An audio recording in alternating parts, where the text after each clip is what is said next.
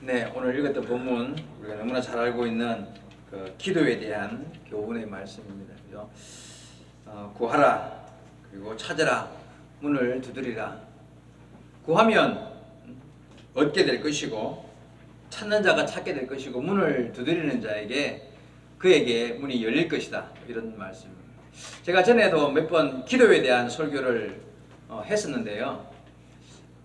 기도에 대한 설교를 할 때 제가 가장 강조했던 말이 뭐냐 하면, 여러분, 뭐가 제일 기도에 대한 성도들의 가장 큰 문제가 뭐라고 했는지 혹시 기억나십니까?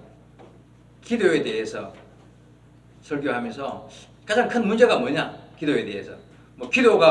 기도에 대한 지식이 부족한가? 아니면 기도의 어떤 열정을 품어야 된다는, 기도의 방법이라든지 자세, 아니면 응답이나 그 기도의 능력에 대한 이런 지식이 부족한 것인가? 그렇지 않고 기도에 대해서 가장 큰 문제는 기도하지 않는다는 거예요. 기도에 대해서 모르는 게 문제가 아니라 일단 성도들이 기도를 잘 안 한다는 게 문제라는 거예요. 그게 가장 큰 문제입니다. 예.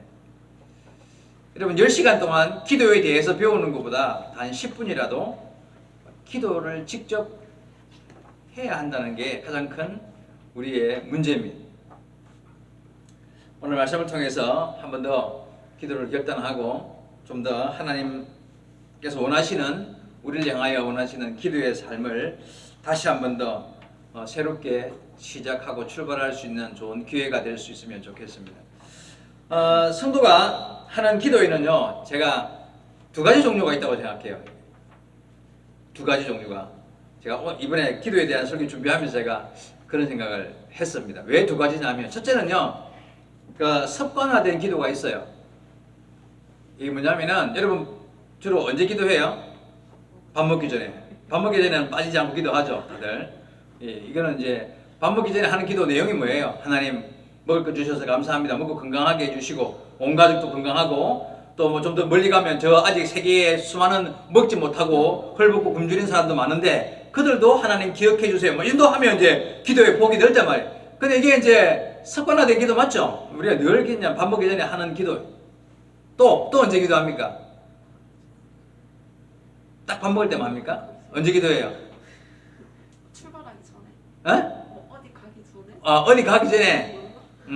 예를 들어서 운전하는 사람들은 보통 이제 운전대 잡고 출발하기 전에 기도하기도 하고, 아니면 어디 일을 한다든지 공부를 우리 학생들 공부하니까 공부를 시작하기 전에, 일하기 전에 잠시 오늘 하루도 하나님께서 은혜 안에 잘 배우고 또 열심히 일하고 또 하나님의 자녀답게 내게 주어진 일을 잘 감당하는 하루가 되게 되더라고요. 이렇게 일 시작하기 전에 기도할 수 있죠. 아침에도 눈 뜨면 기도하는 사람도 많은 걸로 알고 있어요. 그죠? 눈 떠서 오늘 하루의 삶을 하나님께 맡기면서, 하나님 오늘도 지난밤 건강하게 나를 아침에 눈 뜨게 해주셔서 감사합니다. 하루의 삶을 성실하고 신실하게 하나님의 인도함을 따라, 성령의 이끌림을 따라 하루를 잘 살아가고 건강하게 하루를 살아가는 그런 한 날이 되게 해달라고 기도할 수 있죠. 그죠?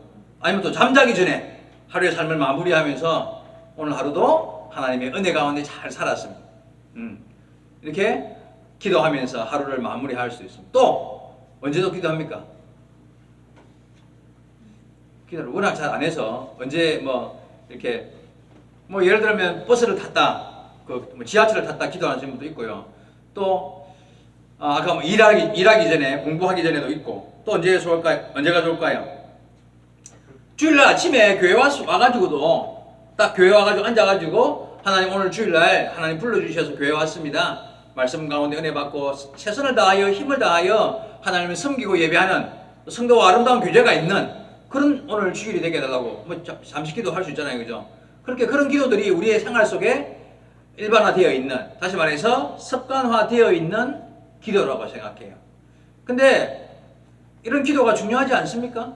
굉장히 중요해요, 여러분. 혹시 내가 말한 것 중에 여러분 나는 그런 기도 잘 안 하는데 그런 게 있으면요, 지금부터라도 그렇게 습관화된 기도의 제목들이 많아야 돼요. 아침에 일어나서 하루를 살아가는 동안에 내게 주어진 모든 환경 가운데 뭔가 일을 하고 뭔가 새로운 것을 하고 누구를 만나고 어디를 가고 행하는 하루의 삶 가운데 이렇게 습관화된 기도의 내용이 많다는 말은 뭐예요? 그게 바로 쉬지 않고 기도하는 거잖아요. 맞아요? 그게 바로 하나님을 항상 내 삶 속에 의식하고 하나님과 동행하면서 내 삶 가운데 내게 있는 삶의 어떤 내가 걸어가야 할 삶의 그 부분들을 나 혼자가 아니라 성령의 도움을 의지하면서 하나님 내가 어떻게 하려고 하는데 나와 함께 하시고 이 삶에 내 뜻이 아닌 하나님의 뜻이 이루어지기를 바람으로 습관화된 기도들이 내 삶에 가득하면 그게 바로 쉬지 않고 기도하는 삶이 되는 것이고 그걸 또한 주님은 원하시는 부분입니다. 여러분 그래서 우리가 살아가는 동안에 정말 나와 동행하시는 성령의 인도하심을 의지하면서 습관화되어 있는 기도의 제목들이 기도의 그 시간들이 많아지기를 여러분 노력하셔야 합니다. 그냥 밥 먹을 때 외에 기도 안 하는 사람 별로 좋은 거 아니에요. 하나님 밥만 주신 거 아니죠. 하나님 밥만 주신 게 아니라 내가 입고 마시고 누리고 살아가는 모든 누림이 다 하나님으로부터 왔다는 사실을 우리는 인정하기 때문에 그래서 우리의 삶 가운데 어떠한 환경, 어떠한 삶의 어떤 형태가 이어지던 그 가운데에서 우리가 습관화된 기도의 제목들을 습관화된 기도의 어떤 태도들을 많이 가지고 기도할 수 있는 사람이 되어야 할 줄로 믿습니다. 그런 여러분 되시기 바랍니다. 기도 안 하면 안 돼요. 매 순간순간 매 순간순간 기도하면서 살아야 돼요. 자, 두 번째, 첫 번째는요 이렇게 습관화된 기도가 있다 그랬죠. 두 번째는 뭐냐면요 이게 바로 이제 우리가 부르짖는 기도예요. 부르짖는 기도. 예레미야 33장 3절에 나와 있는 말씀이죠. 너는 내게 부르짖으라. 내가 내게 응답하겠고 내가 알지 못하는 크고 비밀한 일을 내게 보이리라. 너는 내게 부르짖으라.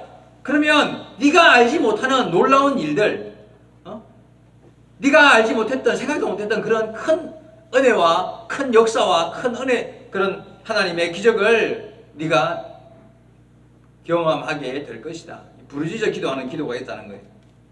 이거는 좀 습관화된 기도와는 좀 다르죠. 우리가 매일매일 삶 속에서 하는 그런 기도와 좀 다르다고 생각합니다.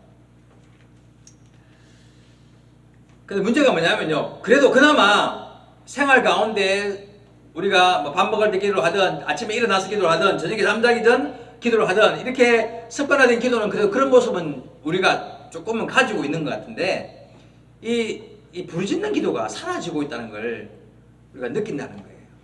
부르짖어 주님 앞에 나와서 그게 뭐 언제든지 간에 주일날 와서든 아니면 평일 중에 한 번 오든 어쨌든 내 삶 속에서 가정에서든 내가 있는 하루의 삶 가운데에서 정말 시간과 장소를 정하고 하나님께 부르짖어서 기도하는 시간들을 가지기도 쉽지 않고 또 그런 삶을 사는 사람이 더더욱이나 자꾸 줄어들고 있지 않나 하는 생각을 하게 된다는 거예요.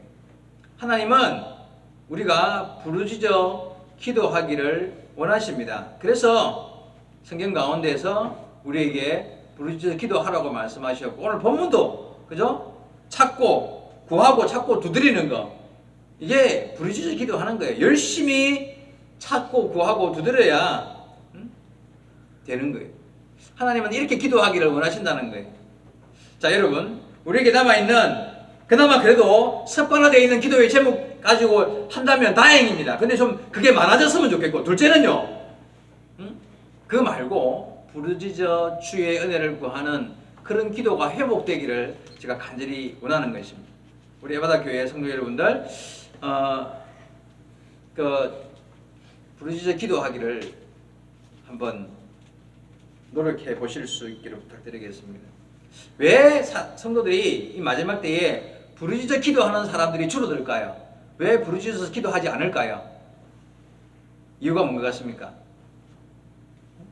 그 옛날에 우리나라 그 신앙생활 초창기 어렵고 힘들었을 때 그때라든지 아니면 사실 그래 오래 갈 것도 없어요. 제가 신앙생활 처음 했을 때 1980년대 90년대 뭐 2000년대 초반까지만 해도 정말 성도들이 열심히 부르짖고 기도하는 일들이 많았었습니다. 근데 시간이 흐를수록 그런 기도의 시간들도 사라지고 모이기는 모여도 그런 막 뜨거운 열정 있는 기도와 찬송이 살아있는 그런 기도의 모임들을 가지기가 어렵게 되어 간다는 걸 여러분 다 알고 계실 거예요.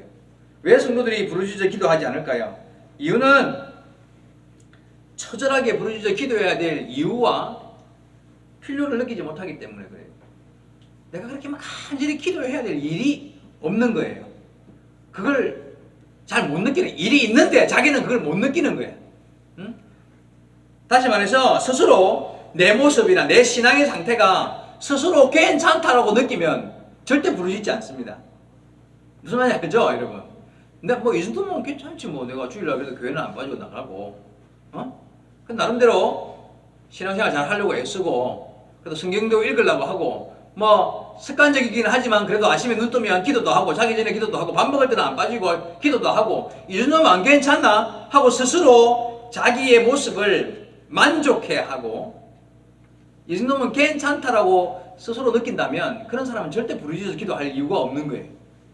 그래서 기도 안 하는 거예요. 부르짖어서 기도할 줄 이제 모르는 거예요. 여러분, 부르짖는 기도의 출발점이 뭔지 압니까? 처절한 자기의식이에요. 내가 나를 바라볼 때 내가 이대로 살면 안 되는데 뭔가 막 결핍이 느껴지고 뭔가 내가 나를 돌아볼 때 안타깝고 내 모습이 하나님 앞에 부끄럽고 죄송스럽고 정말 이대로 살면 안 되는데 하는 그런 마음에 애절함이 있고 애통함이 있고 간절함이 느껴져야 그 사람이 부르짖어 기도하는 거예요. 근데 그런 게 안 느껴지면 무슨 죄의식도, 뭐 죄를 지어도 그게 죄인지 구별도 안 되고 죄의식도 없고 문제의식도 안 느껴지면요, 그런 사람은 절대 누가 시켜도 그게 왜 부르짖어 기도해야 할 이유가 그런 건가 하고 스스로 간절하게 하나님 앞에 나가려고 하는 마음을 먹을 수가 없는 거예요. 자, 여러분, 부르짖어서 기도하려면 지금의 내 모습을 스스로 돌아보면서 하나님 앞에 부끄러움이 느껴져야 돼요. 뭔지 아십니까, 여러분?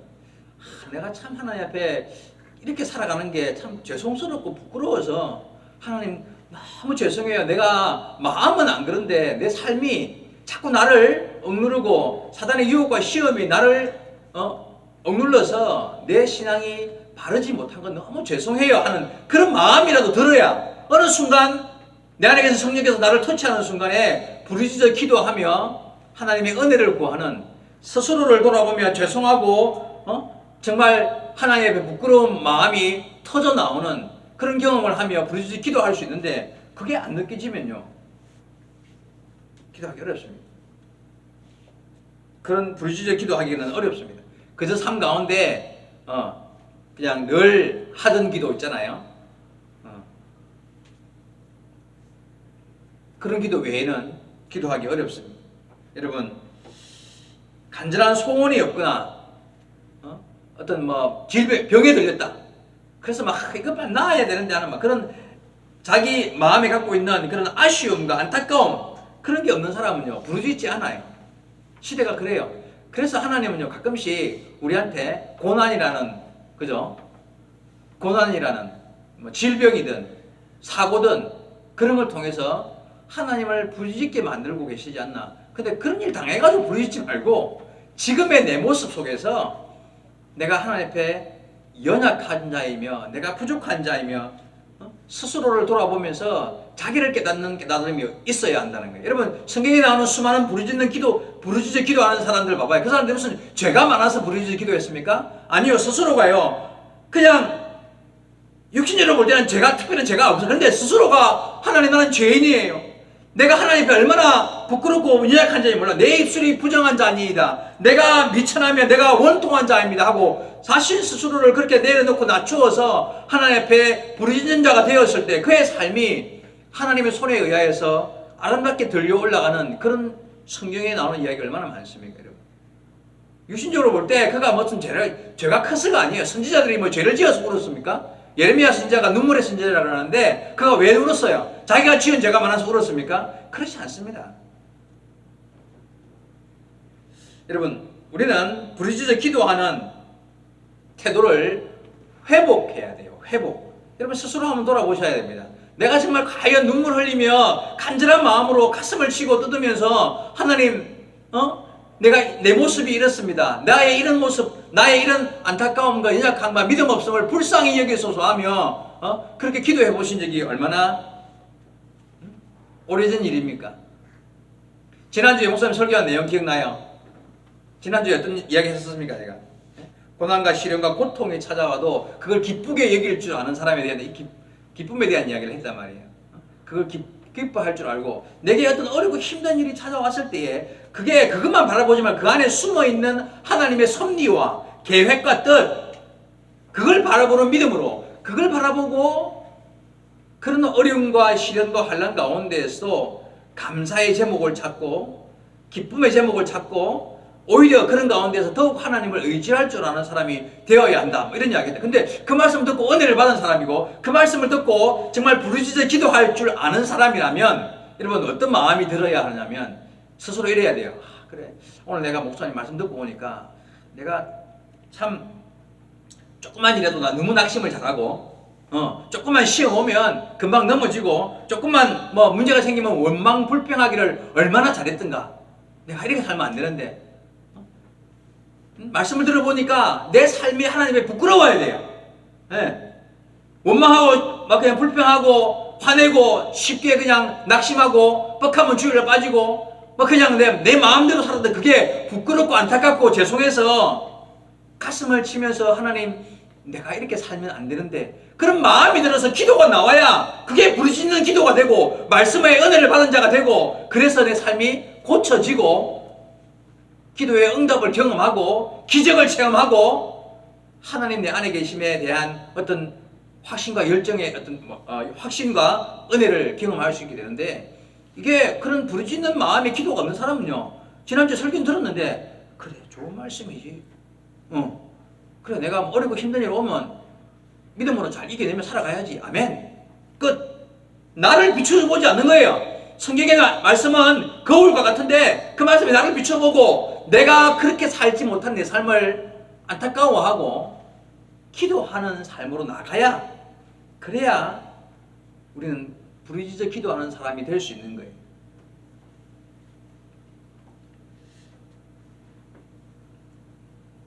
부르짖어 기도하는 자에게는요 기적이 일어납니다.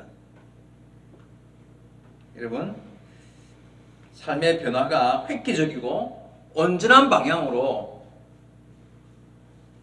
바뀌는 것은 부르짖어 기도하는 사람에게 일어나는 역사들이에요.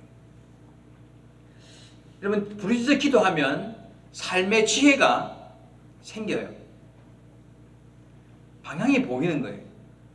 물론 그렇다고 뭐 이렇게 아까 말씀드렸던 그런 습관화된 그런 기도는 가치가 없다는 것은 절대 아니에요. 그런 기도도 깊이 좀 더 깊이 있게 너무 그냥 입에 발린 형식적인 것 말고 좀 더 마음을 실어서 기도는 마음이거든요. 마음을 실어서 주를 바라보는 간절함으로 그런 형식화된 기도의 시간들도 흘려보내지 말고 애통함과 간절함을 섞어서 함께 기도할 때에 우리의 기도는 그 짧은 순간이지만 부르짖는 기도가 될 수 있어요. 네? 여러분 하나님의 은혜를 체험하는 기도, 네? 부르짖어 기도하는 자 되어야 합니다. 야고보서 1장 5절에 나와 있는 말씀입니다. 너희 중에 누구든지 지혜가 부족하거든 모든 사람에게 후히 주시고 꾸짖지 아니하시는 하나님께 구하라 그리하면 주시리라. 기도하면요 지혜가 와요. 문제를 가지고 무릎을 탁 꿇었어요. 이게 막 해결이 안 될 것 같아요. 가슴이 답답해요. 그런 문제를 가지고 탁 무릎을 꿇고 정말 간절한 마음으로 안타까운 마음으로 하나님 이걸 어떻게 해야 될까요? 하고 무릎을 꿇었는데 그 순간 하나님의 지혜가 와요. 그래서 어떨 때는 기도가 끝났을 때 아직 문제가 해결은 안 되었는데 내 마음이 평안해져 버렸어요. 그래가지고 더 이상 그 문제로 안 느껴지는 그래서 삶의 문제가 해결되는 그런 경험을 해요. 그리고 아니면 하나님께서 순간 주시는 어떤 마음의 위로와 평안 아니면 방법을 주셨던 어쨌든 간에 기도하는 자에게 주시는 하나님의 지혜가 있다는 거예요. 그래서 삶의 문제에 부딪힌 사람은 기도하여서 지혜를 구하는 거예요. 왜 우리가 기도해야 되느냐? 우리가 우리의 삶의 문제를 해결 못하거든요. 우리 능력으로 안 되거든요. 그래서 기도하여서 하나님께로부터 지혜를 구하는 거예요. 내가 어떻게 해야 할지 모르겠습니다, 주님. 그렇게 부르짖어 기도하다가 보면 하나님께서 주시는 그게 위로든 평안이든 아니면 삶의 문제를 해결할 수 있는 방법이든 주님이 더하여 주시는 은혜가 있다는 거예요. 근데 여기 보니까 후히 주시고 꾸짖지 아니하시는 하나님께 구하라 했는데 하나님이 안 꾸짖는데요. 달라고 하면 사람은 꾸짖을 수 있어요. 문제 아닙니까? 똑같은 말 막 계속 와서 반복해 봐봐요. 한 2번까지는 참지 3번만 넘으면 그만해라 딱이 나오거든요. 근데 하나님은 안 그래요. 하나님 절대 안 꾸짖어요. 우리가 똑같은 말을 수천 번 수만 번 반복해도 하나님은 꾸짖지 않을 테니까 네가 나한테 구해라고 말씀하신 이유가, 왜 그런 말씀을 했는 이유 아시겠습니까? 여러분, 하나님 앞에 간절함으로 부르짖을 때 반복해서 하더라도 그게 뭐 의미 없는 반복이 아니잖아요. 내 애절한 마음, 애통한 마음을, 같은 마음을 계속하여 구하는 것, 이게요, 하나님은 안 꾸짖어요. 사람은 2-3번만 들어도 꾸짖지만, 그래서 하나님께서 내가 안 꾸짖을 테니까 내게 구해라, 내가 반드시 응답해 주겠다고 말씀하시는 거예요. 주시리라고 말씀하시는 거예요. 우리가 뭘 구해야 할지 몰라서 못 구하는 데가 많아요. 예? 여러분 생각해 봐요. 내가 기도하라고 지금 목사님 설교하고 있는데 목사님 뭘 기도해야 될지 잘 모르겠어요. 그러면 어떻게 기도해야 되는지 압니까? 하나님, 내가 참 어리석고 미련해서 내가 무슨 기도해야 할지도 모르겠습니다. 그렇게 기도를 시작해요. 예?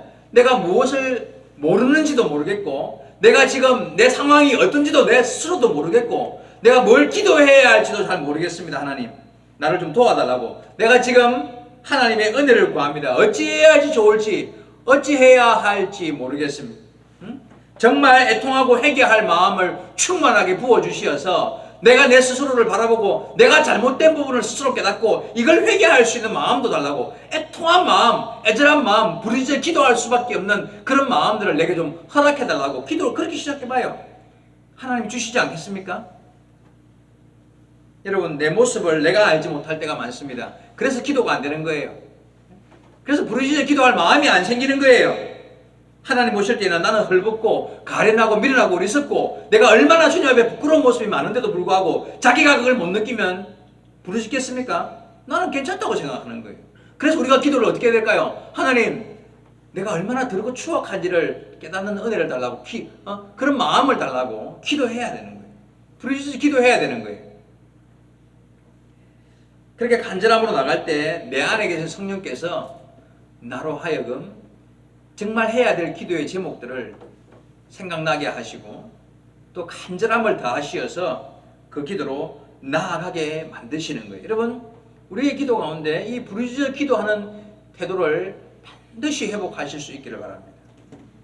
그게 막 시간이 길어서도 길어야 하는 것도 아니에요. 우리가 어떻게 보면요, 습관적으로 하는 기도에 거기에다가 조금 더 마음을 실어서 주를 바라보는 태도만 가지면 가능해집니다. 저는요, 기도는 입으로 하는 게 아니라 마음으로 하는 거라고 생각해요.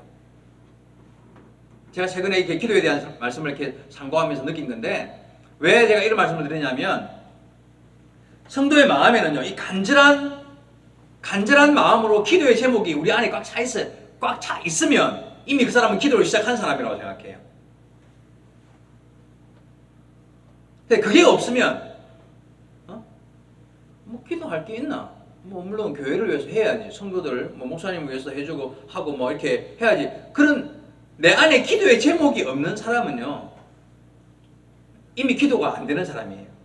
혹시 입으로는 뭐 그냥 몇 마디 할 줄을 몰라도, 할 수 있을지는 몰라도, 정말 내 마음에 간절함을 가지고 늘 무릎 꿇어 앉으면 이 나올 수밖에 없는 기도가 있는 사람이, 그 사람은 이미 마음으로 쉬지 않고 기도하는 사람이라고 말할 수 있다는 거예요. 기도는 마음에 있는 거예요. 제가 옛날에 어머니 그 기도하는 모습을 늘 봐왔다 그랬잖아요. 그러니까 어쩔 때 들으면요, 신학교 다니기로 할 때, 아이고 저것도 기도로. 솔직히 말해서 저런 기도를 저렇게 기도하냐고. 근데요, 시간이 흐르니까 제가 지금 생각해보면요, 기도는 입으로 하는 게 아니거든요. 그 마음에 갖고 있는 늘 반복하고 늘 하는 기도지만, 거기에는요, 마음이 실린, 입으로 하는 기도가 아닌 마음이 실린 어떤 그런 걸 지금 이제 깨닫고 느끼게 되는 거예요. 그래서 그런 기도가 응답되는 것 같아요. 어떻게 보면요, 무슨 학문적이고 뭐 택도 안 되는 이상한 어떤 그런 말의 앞뒤도 안 맞는, 문장도 안 되는 그런 기도인 것 같지만, 거기에는 마음이 실린 기도가 된다. 여러분 무슨 기도 하십니까? 정말 여러분의 마음을 실어서 기도하라고 하면 무슨 기도하고 할 수 있겠습니까? 기도에는 한이 있어야 돼. 한. 그 옛날에 뭐 영화에 뭐 한해단이 이렇게 있었는데 내 마음에 항상 다 이렇게 막 주먹만한 것이 이게 응답돼야 되는데 하는 그런 마음이 있는 거 있잖아요. 교회를 위해서 기도를 하겠다. 당연히 우리 교회를 위해서 돌아보면서 이렇게 마음에 떠올리면서 우리 교회의 영적인 또 수적인 우리 성도들의 또 부흥 또 목회자 목사님 위해서 기도할 때 정말 사랑하는 마음으로 그리고 또요 우리 학생회 청년회 우리 전도회 기간 열심히 활발하게 막 큰 일을 감당하지 못하지만 그러나 우리 학생들의 상황 우리 성도들의 삶의 모습 하나하나 마음으로 떠올리면서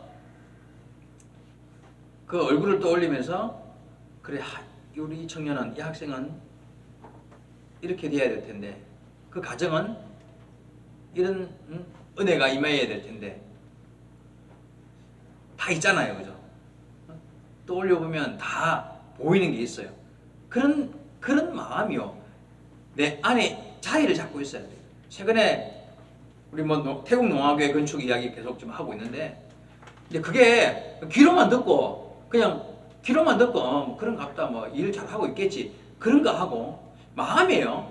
그게 진짜 기도 제목으로 들어가 있어야 돼요. 기도할 때 하나님 태국에 교회가 건축된다고 하는데 그것도 농화교회가 건축된다는데 뭐 잘은 모르지만 환경을 잘 모르지만 정말 하나님 그곳에 계셔서 함께 하셔서 일들이 잘 이루어지기를 바라는 마음이 내 안에 있으면 그 사람은 이미 그 기도를 하는 사람이에요. 꼭 입으로 안 뱉어도. 근데요 그런 마음 자체가 안 들어오잖아요. 마음 자체가 없어. 여러분 기도는 마음이 있다고 생각해요. 정말 교회를 생각하고 걱정하고 우리 밑에 농화교회가 있는데 농화교회 성도들 가정들 우리 자녀들 다 있으니까 생각해 봐봐요. 농화인들이 갖고 있는 어렵고 힘든 일들 상황들 어제 농화인의 날 행사 참석하고 그저께는 또 부산 행사고 어제는 양산 행사가 있었는데 거기 나오면서 이렇게 뭐 좀 지위 있는 사람들 몇 분 나와가지고 이렇게 그 이야기도 하고 뭐 축사도 하고 해요. 나름대로 이렇게 뭐 정책적으로 요즘에는 장애인의 복지에 대한 이야기들을 좀 더 많이 하고 신경을 쓴다고 하고 있기는 하지만 그래도 이 땅에 장애인으로 살아간다는 게 얼마나 힘들고 어려운 일인가. 근데 그게 뭐 그냥 정치하는 사람들이 생각하는 그런 수준 말고요. 우리가 함께 신앙생활을 하고 함께 얼굴 만나고 대하고 이야기하는 이런 관계 속에서 농아인들의 가정을 돌아보고 기도의 제목을 가슴에 품고 있는 거하고 다른 거예요.